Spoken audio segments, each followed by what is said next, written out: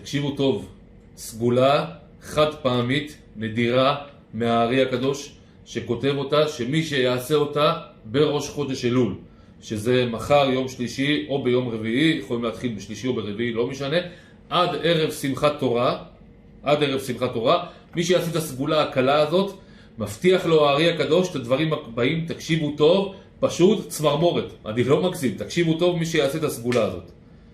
כל העושה סגולה הזאת מראש חודש אלול עד ערב שמחת תורה מובטח שיוציא שנתו בטוב ויערב לו, ואפילו גזרה רעה כתובה על האדם מהשמיים יכול לבטל, ומעביר מעליו כל המקטרגים והמסטינים, ויוצא זכאי בדין, והידי זה מכניע את כל המקטרגים. אתם שומעים איזה הבטחות נדירות על מה? אומר הארי הקדוש, למי שיגיד החל מראש חודש אלול, יום שלישי או רביעי, פעמיים את פרק כ"ז בספר תהילים שמתחיל לדוד השם אורי וישעי. פעמיים, מי שהולך לבית כנסת אומרים את זה בבוקר או בערב, בבוקר ואחרי צהריים, מי שלא בבית כנסת להגיד את זה בבוקר או מתי שהוא יכול, פעמיים, פעם אחרי פעם, לדוד השם אורי וישעי. לוקח דקה וחצי, 2 דקות, יש הבטחה נדירה מהארי הקדוש לשנה טובה ומתוקה. עוד דבר שהוא בסך הכל לוקח 7-8 דקות.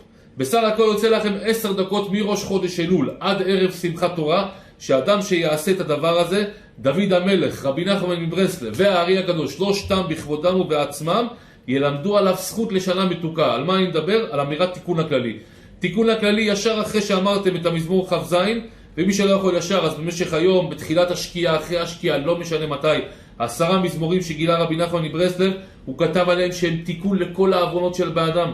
ורבי חיים פלאג'י המקובל האלוקי כותב שאדם שאומר את זה לא צריך לדאוג. אני מדבר גם לגברים וגם לנשים. לוקח 7-8 דקות ביחד עם המזמור כ"ז, 10 דקות ביום מראש חודש אלול עד ערב שמחת תורה. יש לכם הבטחה מרבי נחמן, מדוד המלך, מהארי הקדוש, לשנה טובה ומתוקה. תעבירו את זה, תשתפו את זה, זכו עוד ילדים שיגידו את זה, ונזכה כולנו לכתיבה וחתימה טובה, שנה טובה ומתוקה.